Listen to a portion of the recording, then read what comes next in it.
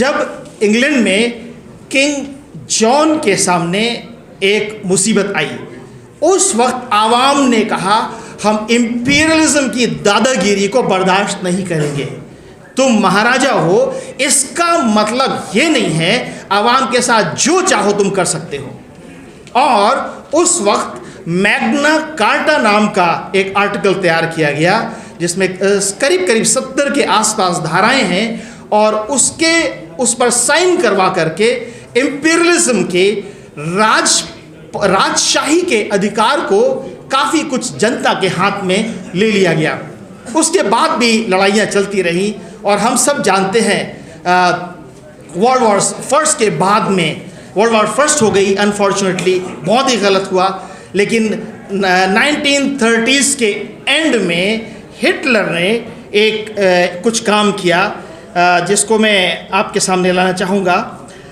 इसके लिए एक वर्ड है टोटलिटरिज्म, सर्वसत्तावाद। ध्यान दीजिएगा, मैं आज की इंडिया की पॉलिटिक्स और गवर्नमेंट के बारे में एक लफ्ज़ नहीं बोल रहा हूँ, मैं 30s के लेट 30s की बात कर रहा हूँ।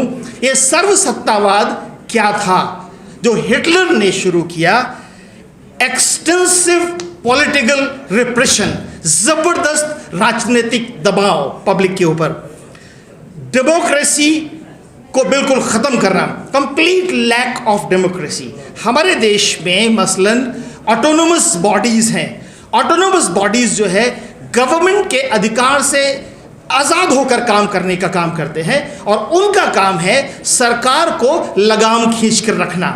लेकिन जब डेमोक्रेसी ख़त्म कर दी जाती है तब वो ऑटोनोमी जो है वो कुत्ते की तरह दुम हिलाने लग जाते हैं गवर्नमेंटल फोर्सेस के सामने।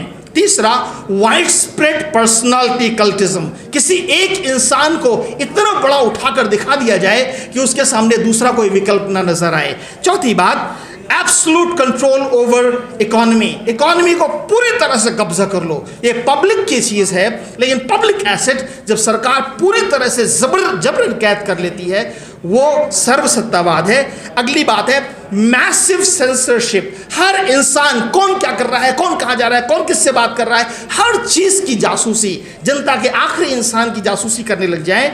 और फिर मास सर्वेलेंस, हर चीज़ का पता लगाया जाए, कौन किससे मिल रहा है, कौन कहाँ जा रहा है।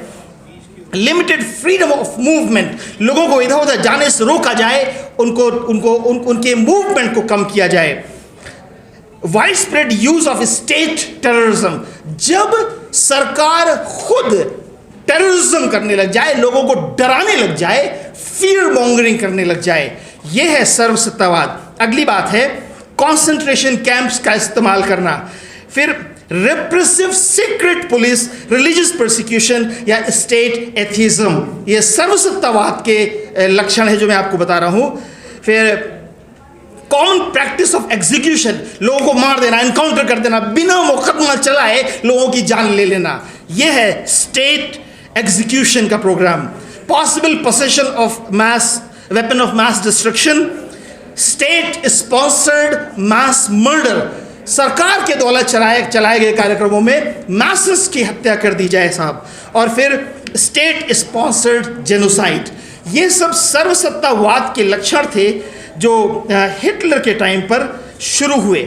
मैं आज की गवर्नमेंट से, आज के हालात से उसके बारे में कुछ नहीं कह रहा हूँ, लेकिन प्रियो, इसके अलावा जब इन बातों को इस्तेमाल करके एक कैंपेन चलाया गया, जैसे खन्ना साहब ने कहा, बच्चों के दिमाग में जहर घोल दिया गया है।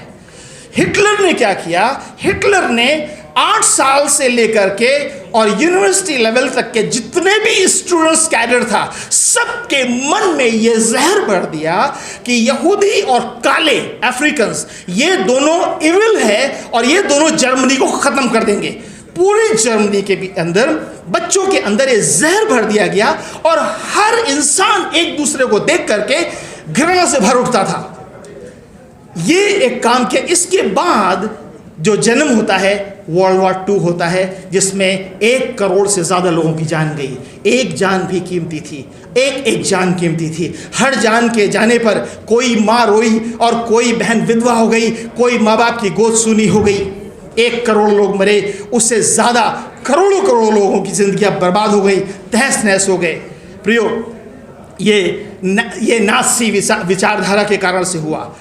अब दूसरा एक कारण है और वो है धर्म। धर्म के कारण से लड़ जाते हैं। लेकिन मैं बहुत छोटे टिप्स में लेना चाहता हूँ, एक एक टिप्स।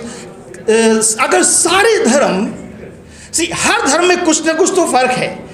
अगर हम टकराव की चीज़ों को छोड़ दें और उन चीज़ों को ले लें जो हमें जोड़ती हैं, तो हमारे बीच में जो प्यार और मोहब्बत का माहौल होगा साहब, वो सिमई देना, गुझियाँ पहुँचाना, ये सारा कुछ हो जाएगा।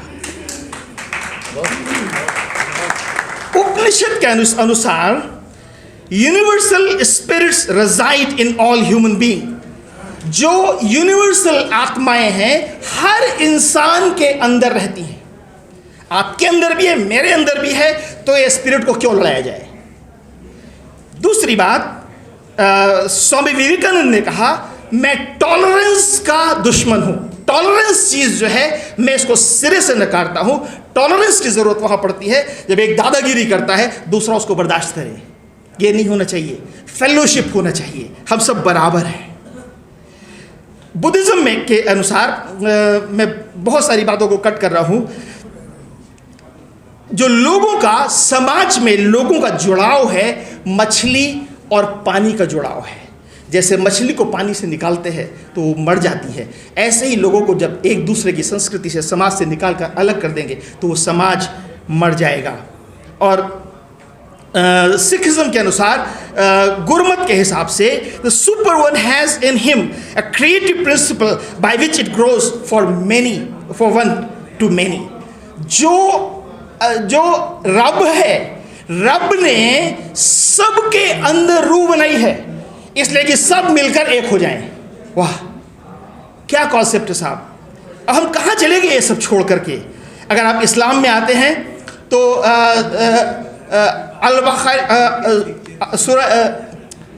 हदीस अल बुखारी के हिसाब से, none of you will have faith until he loves his brother for what he loves for himself। जब तक आप अपने भाई से वो प्यार नहीं करते हैं जो आप अपने लिए चाहते हैं, तब तक आप अहले ईमान नहीं है साहब। दूसरी बात, अल बुखारी के हिसाब से, मैं तुमसे ये कहता हूं, भाई लोग एक स्ट्रक्चर की मानिंद हैं, एक ढांचे की मानिंद हैं जो एक दूसरे से जुड़कर बनता है। और ये सुनकर हुजूर मोहम्मद साहब ने अपने हाथों को, उंगलियों को फंसा लिया। ये स्ट्रक्चर है, ये सोसाइटी है। सूरह 3 आयत 103 के हिसाब से, उस रस्सी को ताकत से पकड़ लो जिसको अल्लाह ताला ने बनाया है, ताकि कोई भी एक दूसरे से जुदा ना हो सके। कुरान शरीफ की आयत है साहब। फिर अल बुखारी का एक और रेफरेंस मैं लेना चाहूँगा आखिर में। The parable of believers is in their affection, mercy and compassion for each other is that a body when any limb aches, the whole body reacts with sleeplessness and fever। ये हम एक जिस्म की मानिंद हैं, जिस जिस्म का जब एक अंग जो है, जब उसमें दर्द होता है तो पूरा जिस्म सोता नहीं है साहब। ये तो है जहां मजहब हमें मिलाते हैं। आप घर जाएंगे, जब टीवी खोलेंगे तो अवध के नवाब के मुर्गों को लड़ते हुए देखेंगे। अगर उसके बजाय डिबेट में ऐसे लोग बैठ जाएं जो एक दूसरे के मजहब की तारीफ करें, साहब बाहर निकलकर हम गले मिलेंगे। मैं क्रिश्चियन हूं, मैं पूरी दुनिया में क्रिश्चियनिटी का प्रचार करता हूं। एक रेफरेंस मैंने क्रिश्चियनिटी का आपके सामने नहीं दिया है। मुझे क्रिश्चियनिटी का प्रचार करना बनता था। अजीजों, क्या आप ऐसा नहीं कर सकते? क्या आप ऐसा नहीं कर सकते? हम सब कर सकते हैं। जैसे राय साहब ने कहा, मैं कट्टरता का दुश्मन हूँ। कट्टरता हमको आपको एक दूसरे का दुश्मन बना देती है। हज़रत ईसा अलैहिस्सलाम ने क्या किया? उन्होंने कहा, तुम सुन चुके हो, पुरानी लॉज में ये था, आँख के बदले आँख, नाक के बदले नाक, हाथ के के बदले हाथ, लेकिन मैं तुमसे कहता हूं अपने दुश्मन को अपनी मानिंद मोहब्बत करो। उनके कोटेशन को गांधी जी ने लेकर कहा, जब एक गाल पर कोई चाटा मारे दूसरा दे दो, तुम्हारा कुर्ता ले जाए तो दूसरा भी दे दो, एक कोस ले जाए दूसरे कोस ले जाओ। एक चाटा और कुर्ते से मतलब नहीं था, इससे बहुत कुछ बढ़ करके किसी की बुराई के बदले में बुराई मत करो। अगर हम सब एक दूसरे को बर्दाश्त करने लग जाएंगे तो हम अपनी सेवई और खजूर और नारियल सब एक दूसरे को बांटने लग जाएंगे। वो रिजर्वेशंस खत्म हो जाएंगे जहां हमने फलों को, फ्रूट्स को और जानवरों को भी धर्मों में, मजहबों में बदल दिया है। हज़रत ईसा ने कहा था, उनकी बात को गांधी जी ने कोट किया कि पाप से घृणा करो, पापी से नहीं। आइए हम सद्भावना को लेकर के आगे चलें। बहुत बहुत शुक्रिया।